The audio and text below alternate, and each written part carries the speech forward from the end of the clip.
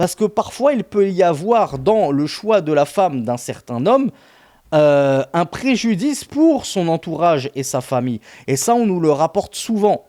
Et ça, c'est un conseil que je donne à mes petits frères et mes petites sœurs.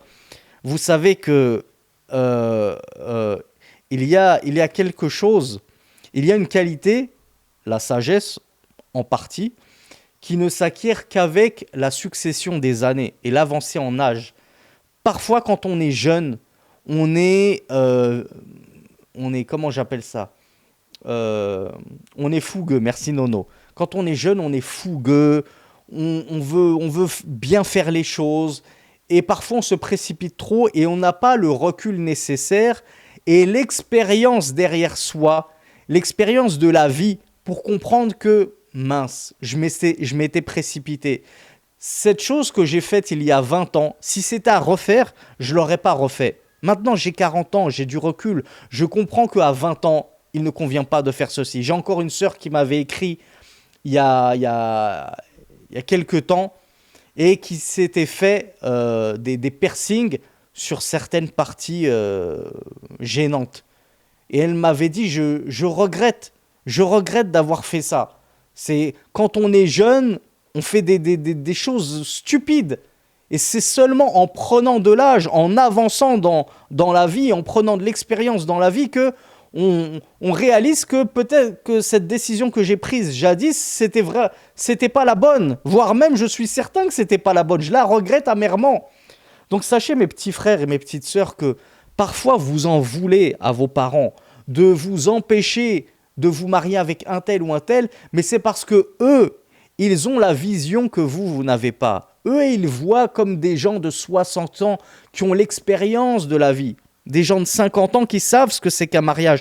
Qui sait que toi, ma petite chérie, c'est moi qui t'ai éduqué. Je sais comment tu es. Je connais tes faiblesses et tes qualités. Je sais que celui-là, ça va pas marcher. J'ai vu comment il est, tu l'as ramené à la maison, on a fait deux, trois muqabalat, je l'ai rencontré à la mosquée, j'ai discuté avec ses parents, je sais que ça ne va pas matcher, je te connais trop. C'est moi qui t'ai éduqué, c'est moi qui t'ai tout appris. Donc je sais très bien, je te connais mieux que ce petit jeune que tu as rencontré sur Twitter ou je ne sais où, et qui va absolument t'épouser sous un mois. On va faire la hijra, on va partir, on va faire du talab ilm en Égypte, on va apprendre l'arabe, on va faire le pèlerinage, etc. Combien vous ont promis à ces jeunes brebis comme ça, ces jeunes brebis sans défense, monts et merveilles, et au final, les seules choses qu'elles ont reçues, c'est des coups de sandales et des coups de ceinture. Donc, sachez que notamment vos parents, et notamment votre père, il voit souvent bien plus loin que vous ne voyez. Et il a un vécu, un passif, une expérience que vous n'avez pas. Donc, ne leur en voulez pas toujours. Et je dis bien pas toujours parce que c'est vrai que ça arrive également, à contrario, à l'opposé, qu'il y ait des parents qui coincent leurs enfants, non pas pour la maslaha de leurs enfants, mais pour des intérêts personnels. Il y a des parents qui ne sont pas religieux et qui ne veulent pas entendre parler de conjoints religieux. Et eux, ils aimeraient te marier à un tel parmi la famille parce que c'est un cousin, etc. Et toi, t'as pas envie parce que dans ta famille, ils sont tous au ras des pâquerettes. Il n'y en a pas un qui tient la route en termes de religion. Mais ton père, il veut rien entendre. Non, non, tu vas pas me ramener lui avec sa grosse barbe. Tu vas pas me ramener elle avec son niqab. Ça sort d'où ça? C'est Fantomas, etc. Je vais te ramener une cousine de la famille. Donc il y en a qui, c'est vrai, ils ne remplissent pas leur rôle de tuteur pour choisir quelqu'un de bon, de convenable. Ils vont te ramener n'importe qui tant qu'il fait partie de la famille, peu importe sa religiosité. Donc on n'est pas en train de dire que ça n'existe pas. Et qu'Allah facilite à tous nos frères et à toutes nos sœurs qui sont coincés avec des familles comme ça, qui ne prennent pas en compte l'aspect primordial de la religiosité du conjoint. Mais parfois également, sachez tempérer mes frères et mes sœurs, et ne pensez pas dans tous les cas, mes chers frères et sœurs, que c'est la fin du monde. C'est vrai, t'as ce frère ultra pieux qui s'est présenté à toi et ton père, il n'a pas voulu te le marier. Ok, ton père, il est fautif, d'accord, mais des hommes, il y en a combien sur Terre? On est 8 milliards sur Terre. Donc on va dire la moitié, ce sont des hommes, 4 milliards. Sur ces 4 milliards, Allez, il y a peut-être 500 millions de musulmans. Sur ces 500 millions de musulmans, t'enlèves les musulmans islamophobes qui ont perdu leur religion. Bon, il y a peut-être 100 millions de musulmans. Ben, un perdu, 100 millions que potentiellement que tu retrouveras sur ton chemin et qu'Allah te décrétera. Sache que si ton père a refusé cet homme et qu'il t'est passé sous le nez, c'est tout simplement parce qu'Allah Azza wa Jal ne te l'avait pas décrété.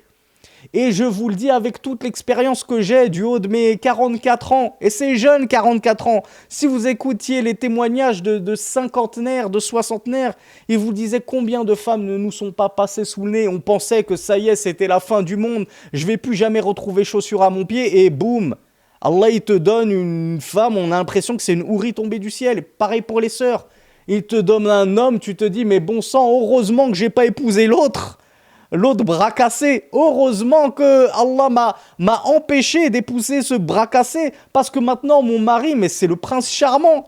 J'aurais jamais espéré avoir un mari aussi bien que lui. Donc sachez que Allah Azza wa Jal ne vous a pas abandonné. C'est juste que il écarte de votre chemin ceux qui ne sont pas convenables. Et Inch'Allah, au moment donné, et au meilleur moment, ce qui est meilleur pour toi, Allah te donnera bi'idhnillah celui qui te convient. Sachez que Allah sait mieux que vous-même ce qu'il vous faut et ce qu'il vous convient. Et bien souvent, toi, à 17 ans, 18 ans, t'es tombé amoureux, t'es tombée amoureuse de une telle et de un tel, tu veux l'épouser, alors qu'Allah sait que non, c'est pas bon du tout pour toi. Ce mariage, il va battre de l'aile, tu vas être malheureux, tu vas être malheureuse. Et Allah avait décrété qu'il attendra que tu aies plutôt 24 ans, 25 ans pour épouser l'homme ou la femme presque parfait, qui te convient vraiment. Laisse faire Allah, laisse-le planifier ta vie, fais-lui confiance, repose-toi en lui. Et ne te repose pas en ces séries à l'eau de rose et tous ces romans romantiques que vous lisez et que vous regardez et qui vous donnent envie de vous précipiter comme ça dans le mariage. Ce n'est pas une mince affaire et ce n'est pas un jeu. D'où l'importance et la sagesse du wali en islam, du tuteur, qui est là pour calmer les pressés de la vie, les empresser et temporiser les choses. Et regarder et gratter qu'est-ce qu'il y a derrière la carapace de cet homme-là qui se présente comme un pieux. On va voir s'il est vraiment pieux. On va voir s'il prie vraiment à la mosquée. On va voir s'il lit vraiment le Coran, etc.